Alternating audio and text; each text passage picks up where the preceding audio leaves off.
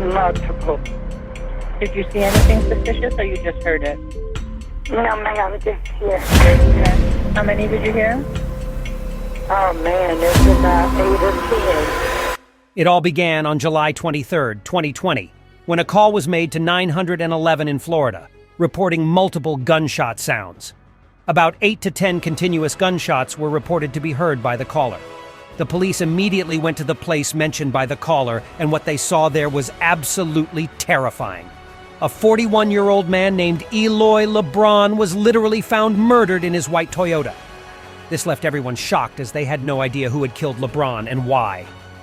The investigation soon began on the crime scene, and after looking at the surveillance footage of the site, 2 19-year-old girls were considered suspects as they were seen driving away from the site of the incident just after the murder took place.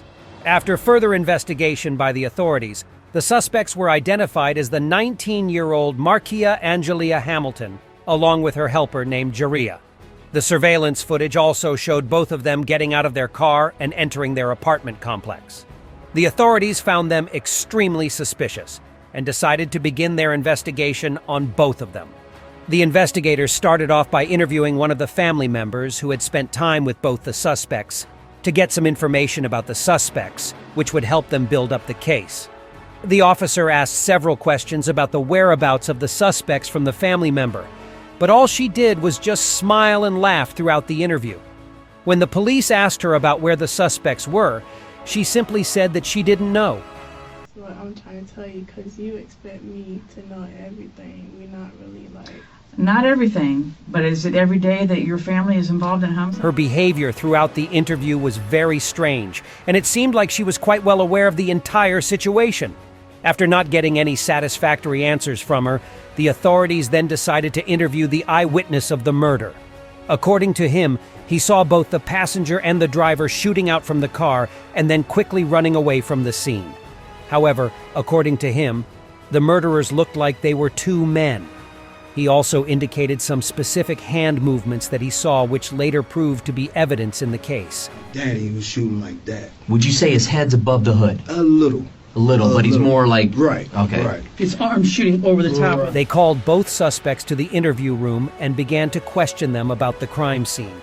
You guys won't believe what happened during the interview. I should never been over there. I already told you. I was like, y'all want me to just say I was shooting, which I was not shooting. I never pulled a trigger in a day of my life.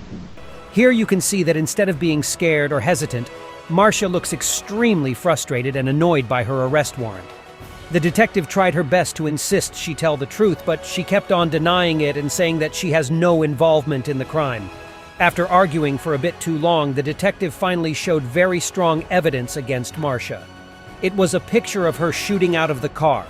However, Marcia weakened the evidence by saying that she has a tattoo, and the shooter didn't. However, her hand movements did match those explained by the witness. The way it goes, if I shot my hand this way or through the passenger, I got something that's going to identify, and I cannot deny these tattoos. The investigation continued for 2 months, and in the meantime, the other suspect at the crime scene, Jaria, was also interviewed. I thought you wanted to be a sniper. Not shooting at somebody for what reason? To protect myself? Although she kept on denying her involvement in the case, her anxiety said it all. Some of her answers also indicated her resemblance to the shooter's description as she tried to remain defensive throughout the interview. Jaria insisted to the detectives that she was innocent. She even requested to call her mother into the interview room to portray herself as an innocent teenager. How clever is that? The detectives knew that both of them were lying, but they needed some really strong evidence to build up the case against them. While the police were looking for evidence, they came across something absolutely unbelievable. Jaria and Marcia were charged with manslaughter with firearms, despite their continuous denials of involvement in the crime. A new suspicion was made regarding the case, which left everyone completely shocked. The suspicion was that the man who had witnessed the crime scene was actually the real murderer of the victim. It was also believed that the victim was actually a bystander who was caught in the shooting. After this investigation, both Jaria and Marcia were released on bail and are still awaiting their trial in the case. Let's see what happens next in the case. All right, guys. So those were a few details about when the detectives realized they're up against the actual killer. If you guys liked the video, then don't forget to give it a huge thumbs up and also subscribe to the channel and turn on the notification bell so you never miss another amazing video from us. See you guys next time.